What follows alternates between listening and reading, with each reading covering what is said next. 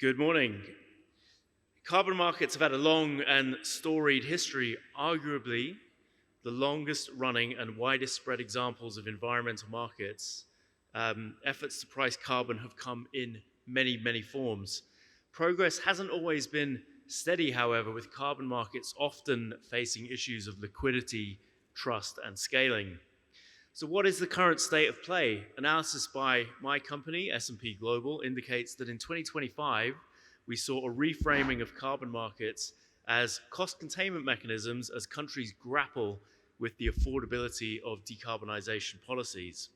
We saw Article 6 of the Paris Agreement move into its operational phase. We've also seen gathering momentum around carbon removal credits as an asset class.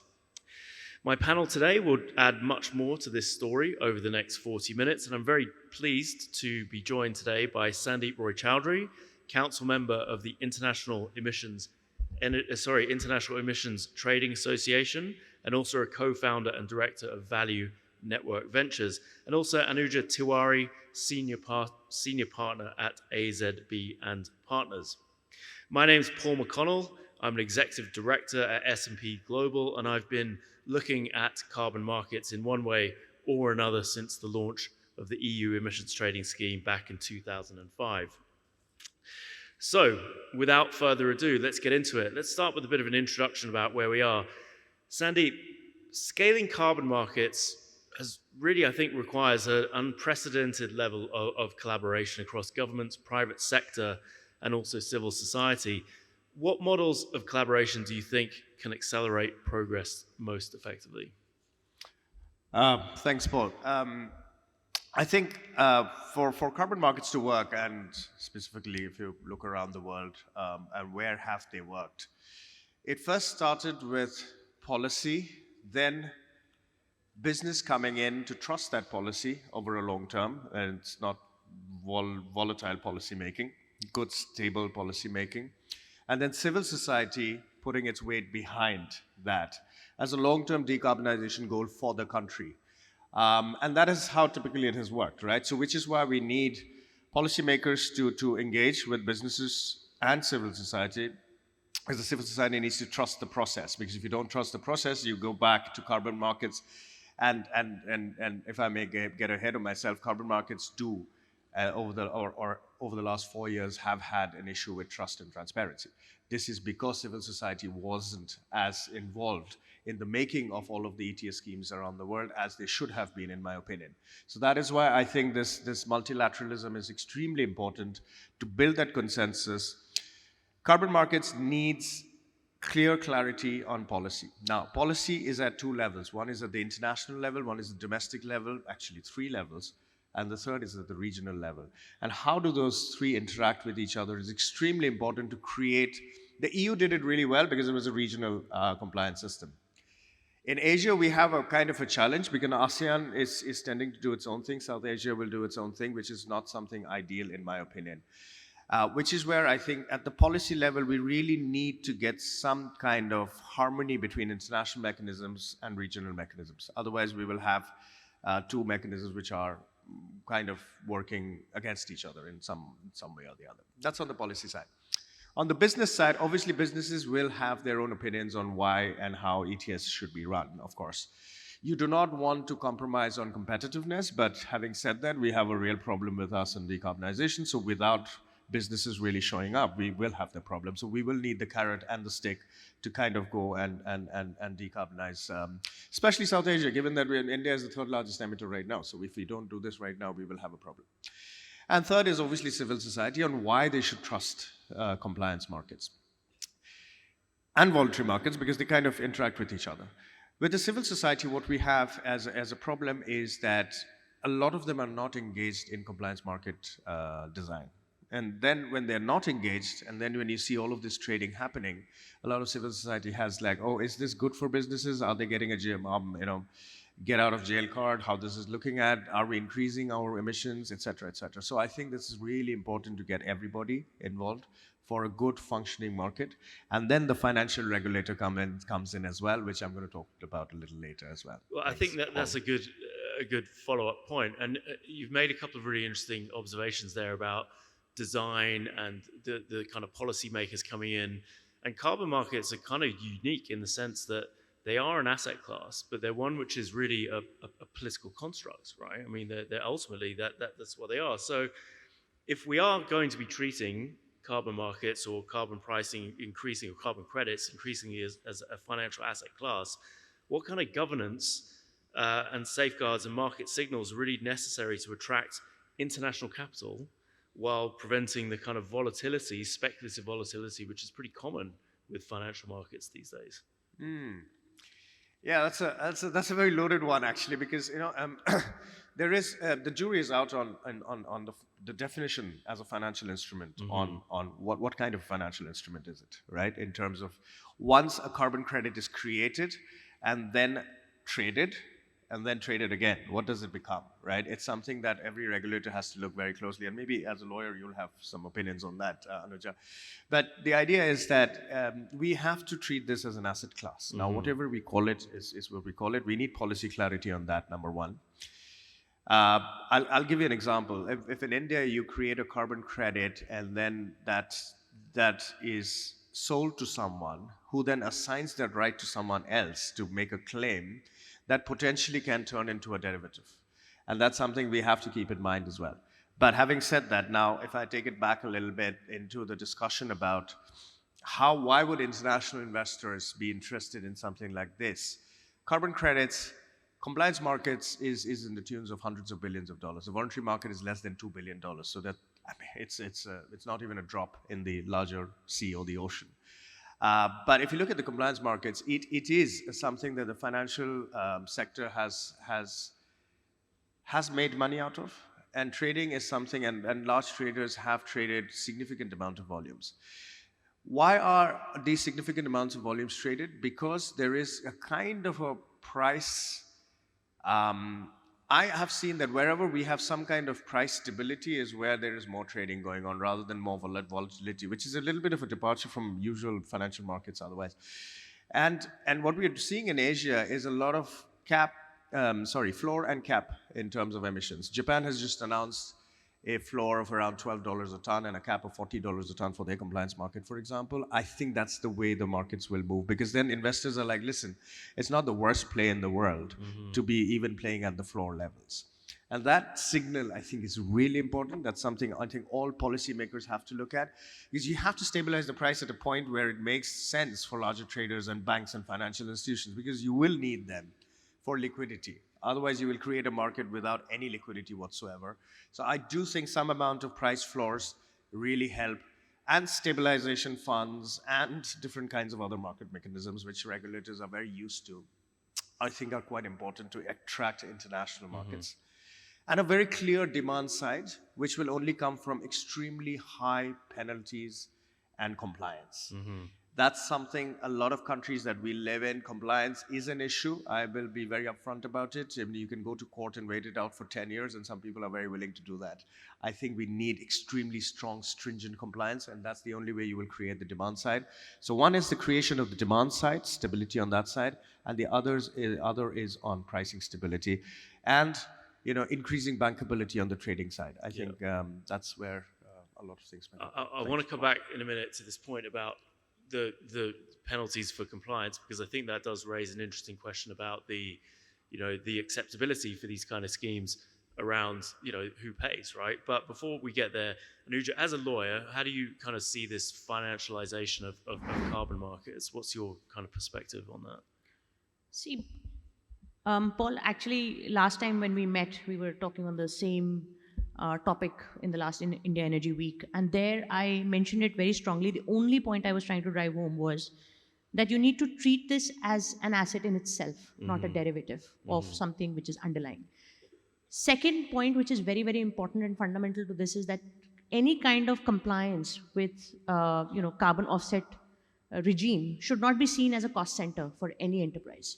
Till the time it is being seen as a cost center, the kind of compliances that we are seeing in the world is going to continue to be there, and there's not going to be any real adoption of trying to do this because it's good for your business, it's good for the planet, it's good for your consumers.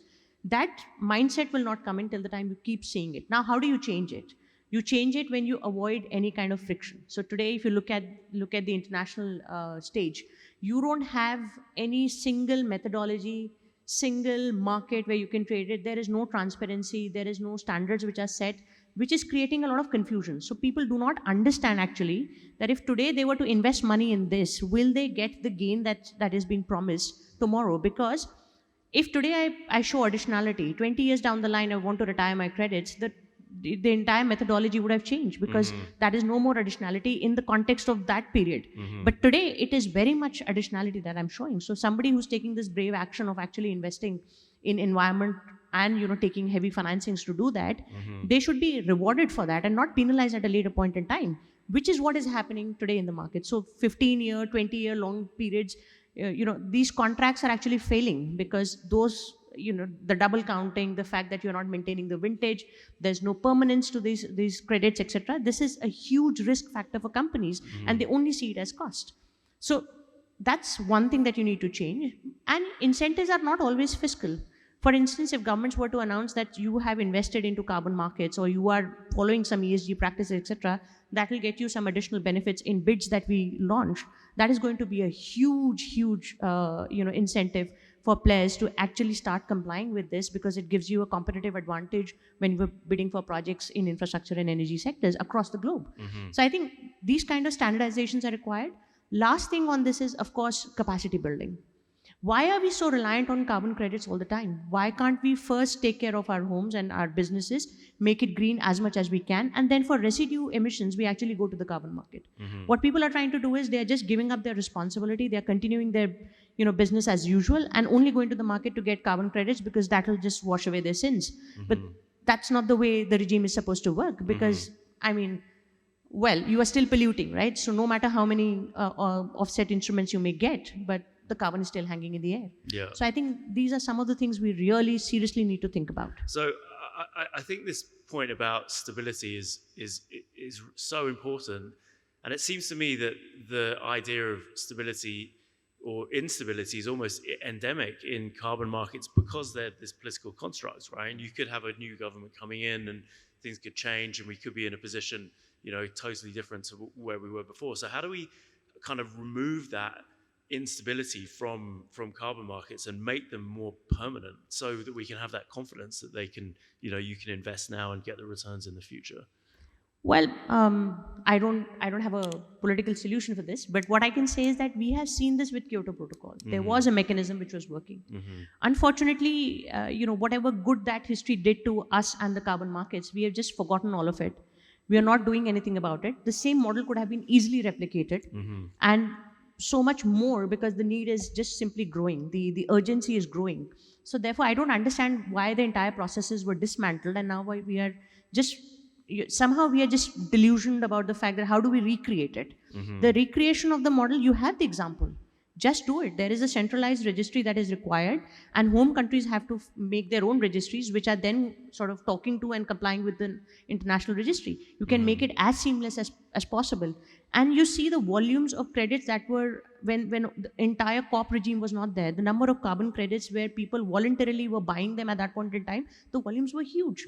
So it's not something that is a creation of COP. It has existed in the past. Corporations understand this, governments understand this, municipals laws also understand this, but unfortunately implementation is a problem.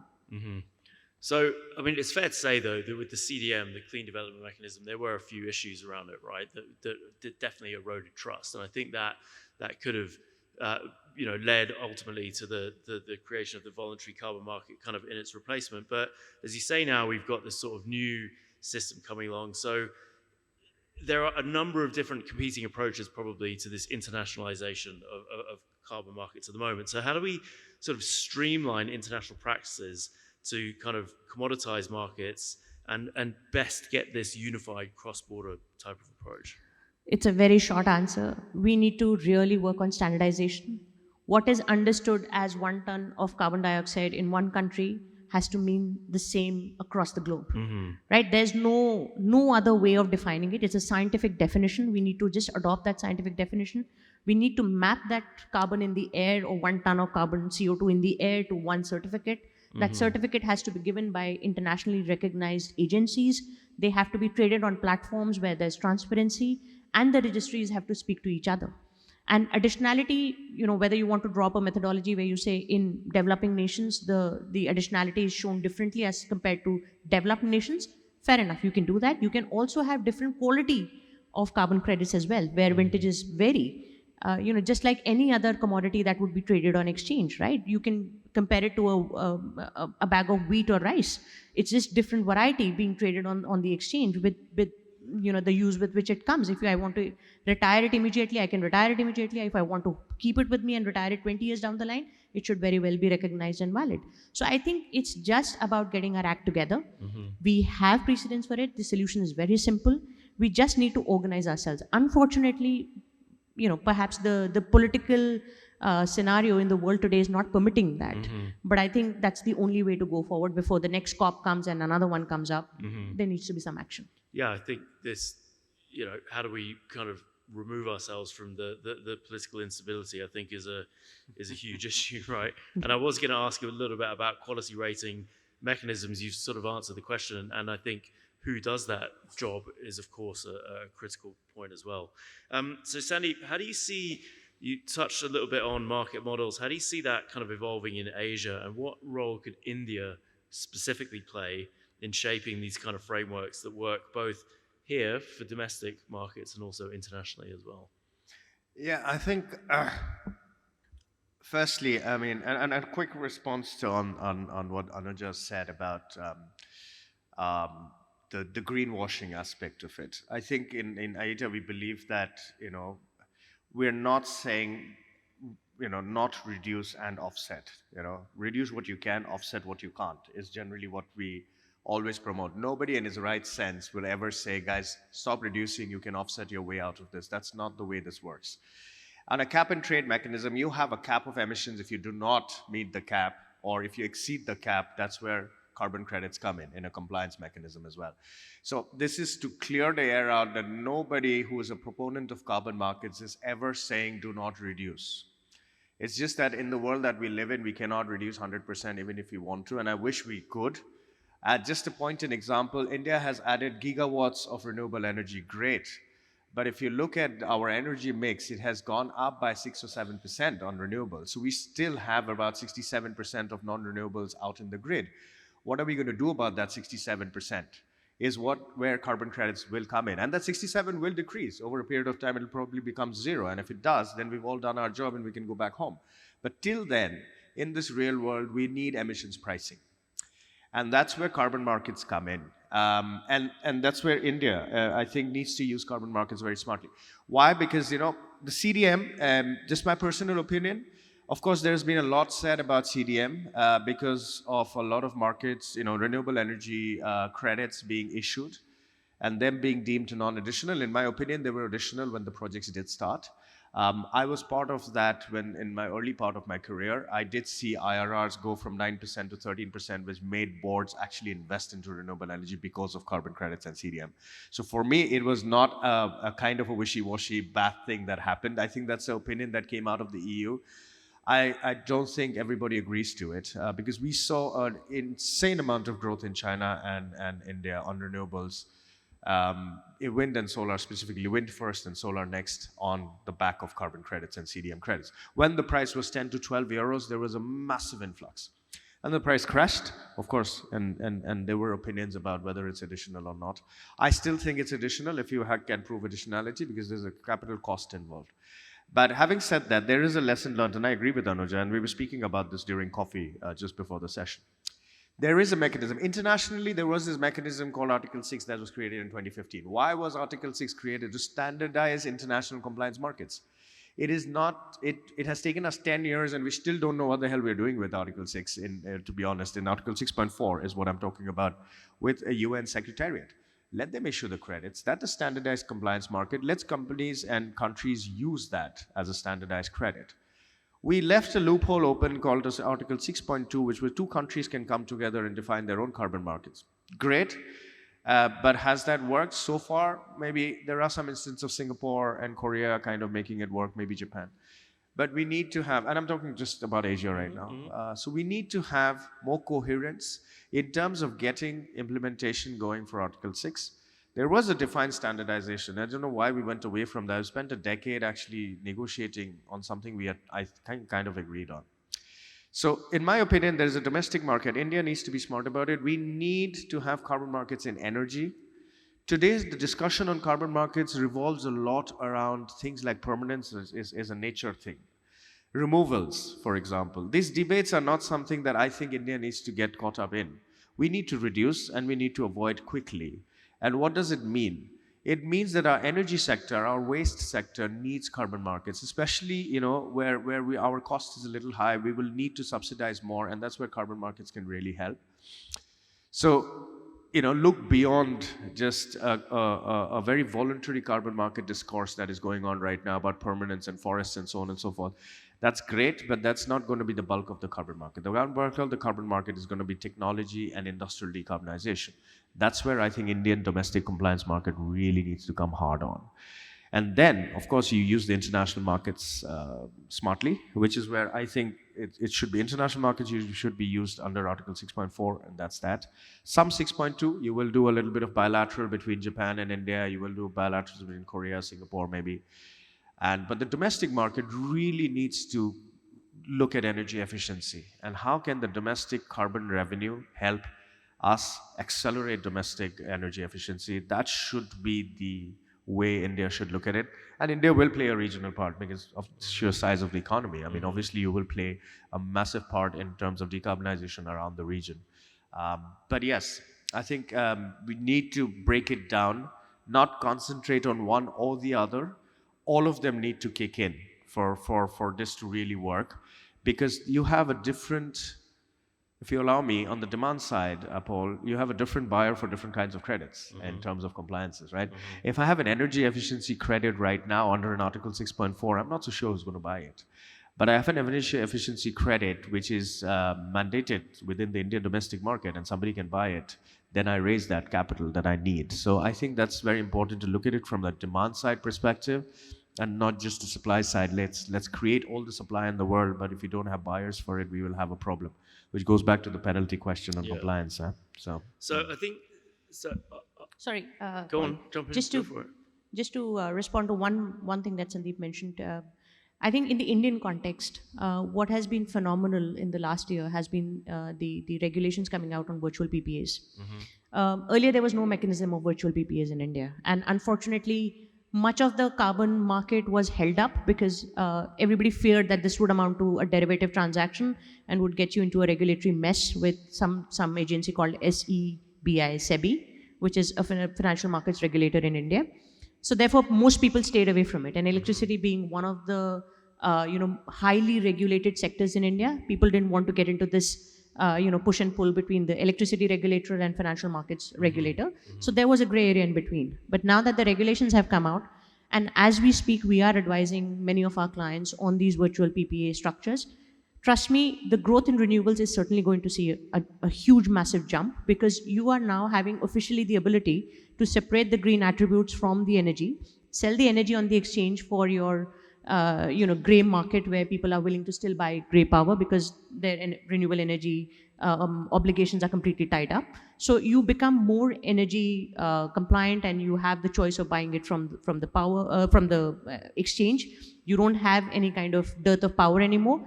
And the attributes are also getting free, where the exchange will come up soon in India and the green attributes can be traded there. So you can buy it bilaterally or you can trade it on the exchange. So I think virtual PPA is going to play a huge role in pushing out traditional grey power and bringing in more and more renewable, but with the ability to separate the two components and treat them as separate commodities, which then the consumer can take benefit of. Yeah, I think this conversation is really interesting, because what I'm really hearing is that instead of the way we might traditionally think of carbon credits as almost being a stick, right, to change behavior, to say we're penalizing this, and we talked a little bit about compliance prices. What you're both describing here really has an element of a carrot in it as well, right? So it's actually about incentivizing new behavior rather than disincentivizing the old behavior. Any comment on that? No, absolutely. Paul, as I said, at the start of this conversation, penalties really don't work for people because they start seeing it as a cost,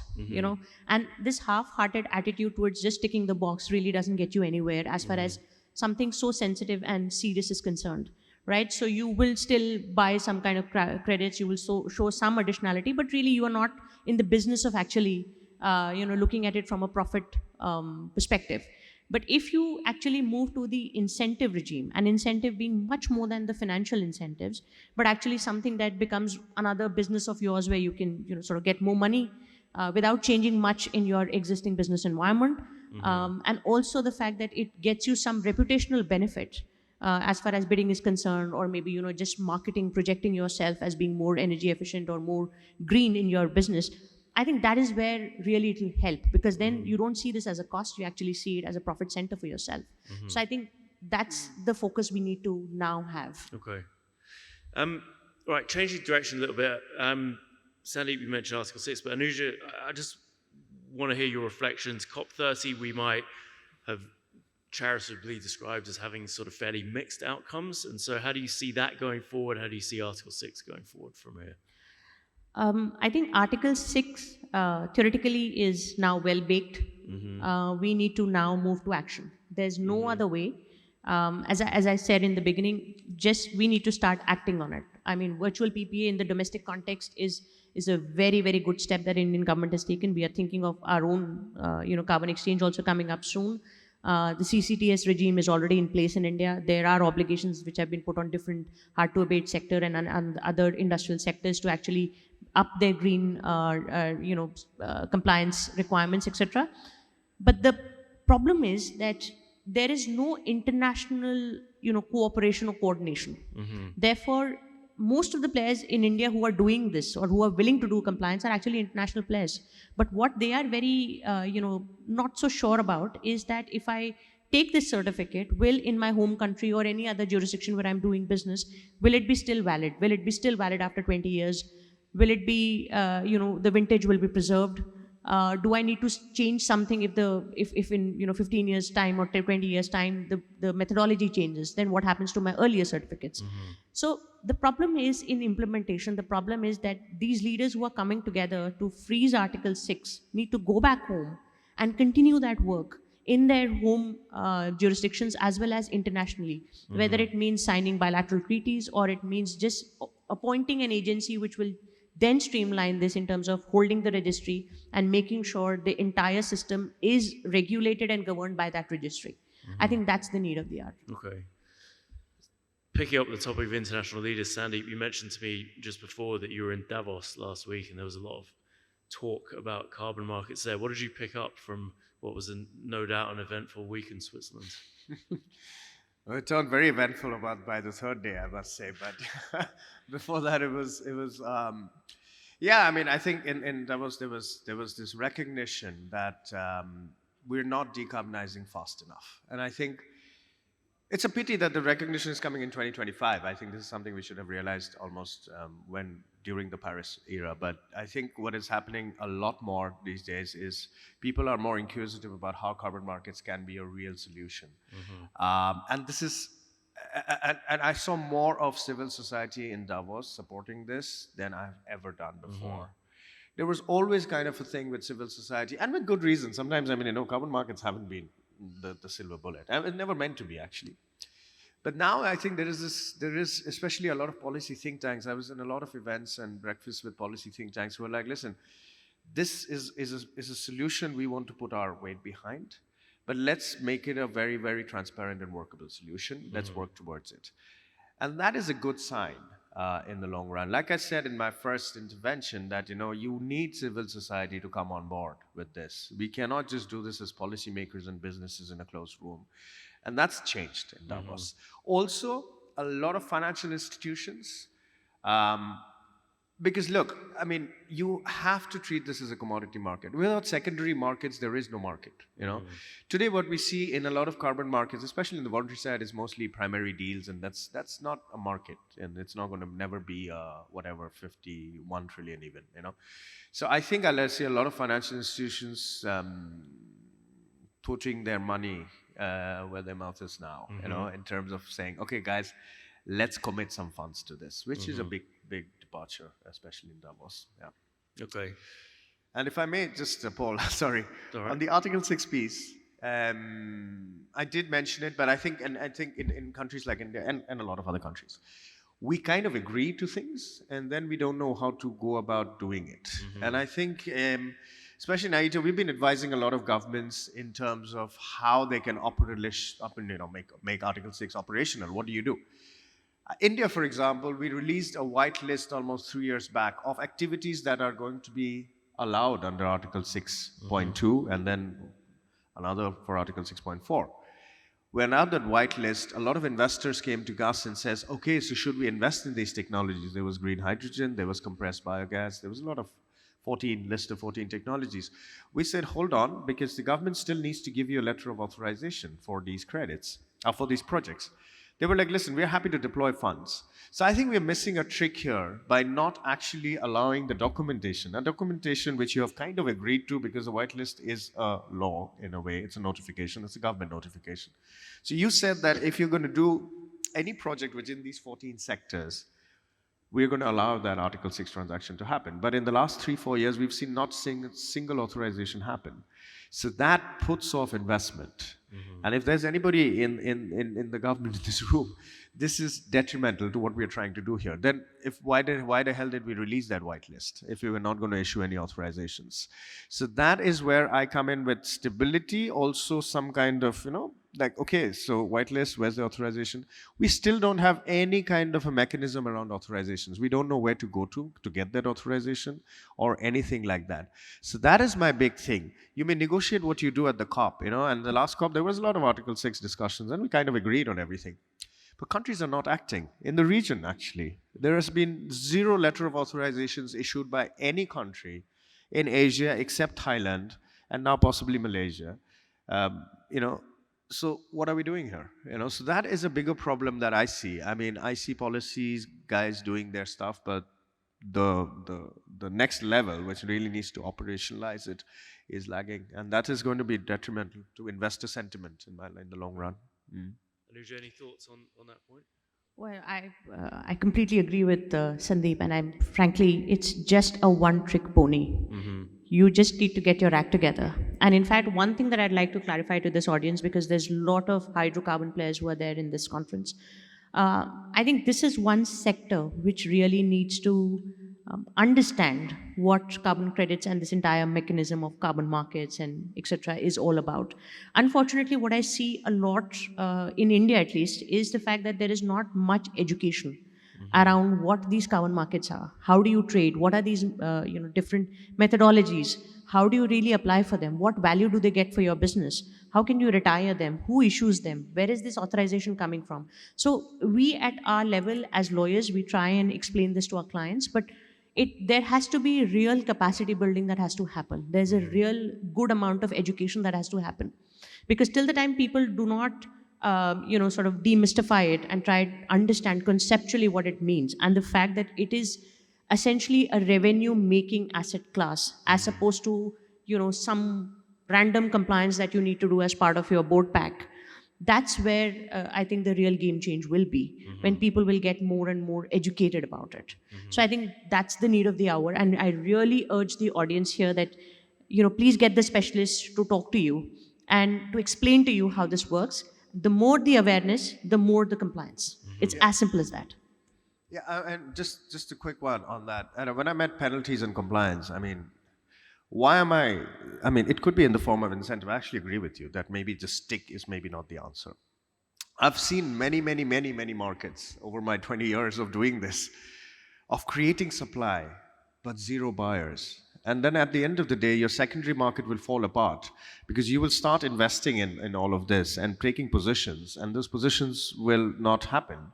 And then you will have a failed market. So which is why, as an incentive, as penalties, call it what you will. At the end of the day, every market should be designed from a demand perspective and not a supply perspective. India is great at creating supply. You give one demand signal here and boom, you will have more supply than you can ever imagine. It's an extremely enterprising country. And that we saw during the CDM times. You can't blame the fact that, CDM was used mostly by India and China. Yes, because they figured the situation out. And that time, our policymakers got this really right. We used to issue letters of approval on a 3-week cycle at one point of time. that is important. I have a lot of colleagues from Africa who's like, but we never got access to CDM. I was like, because your policymakers did not spring onto that opportunity. If they had started issuing letter of approvals, we would have done this. But you did not. Brazil, India, and China got this right, which is why CDM kind of happened there. It is not the fault of the countries that they were the bulk of the recipients of the funds. Again, you were talking about the top three larger economies, so there's nothing wrong with it. CDM did its job, in my opinion. But having said that, that is the thing. Policymakers have to understand the demand side before making the policy. This, I am unequivocal about it. I really, really hope that goes through. Whether it's in some form of incentive or something else, doesn't matter. It's the moment we keep putting carbon credit as a profit-making center, most businesses look at it as like, how can we make money out of it? Which is fair, but you will only make money out of it if you have a buyer. So figure that out. Okay. So we have about 2 minutes left. I just want to really get your last final thoughts. What can we really expect to see? We're sitting here at the end of January 2026. We have the whole of the rest of the year ahead of us. What are the key things that we could expect to see in 2026? Anuja, if I start with you. Apart from, of course, carbon markets and carbon exchange coming up in India, more and more activity around it, more VPPA transactions for sure. I'm going to see, and I'm very hopeful about it, lot many more CBG plants coming up, lot much more around CBM, coal bed methane. I intend to see, and I'm really very hopeful that there will be a lot more activity on SAF. And once you have this whole sustainable aviation fuel going on, and the issue around carbon credits and transfer of the green part and the green credit for using sustainable aviation fuel, that is going to add to the economy, and that is going to incentivize one huge class, which is your aviation sector. So I think the more and more inclusive we become to help this regime grow, that's the way to go about it, because your railways have gone completely solar now. They're electrified, so they don't use any more coal. Similarly, I think the aviation industry also needs to change, and some of the other hard to abate sectors. And this is the way to go, where you are bringing in technology which actually turn into projects, which then also as a byproduct result in another commodity, which we call as these RECs, which then need to be traded. And that's how it'll actually become a circular economy and a much more efficient economy, where every byproduct is actually helping the environment and is more useful to businesses as well. Okay, thank you. No, I mean, yeah, for me, I think translate policy to implementation. I mean, we say this, and I cannot emphasize this enough. It's about time that we get implementation going. For countries like India, industrial decarbonization is the highest. Transport sector, waste sector, compressed biogas you mentioned. I mean, if we used Article 6 smartly, we could have funded a lot of it. We had money on the table which we could not deploy, for example. So let's move on and try and there are folks in the room in India who can help make this happen, and really let's make this happen. And globally, we really need to just get to implementation mode. Yeah, that's it. Well, thank you. I mean, I very much hear the last message there, and all the way through this panel, it's a call to action, right? We really want to get moving. We really want to start turning from theory and policy into actual results on the ground. So please join me in thanking my panelists. Thank you very much. It's been a great session. Thank you very much. Thank you, Paul.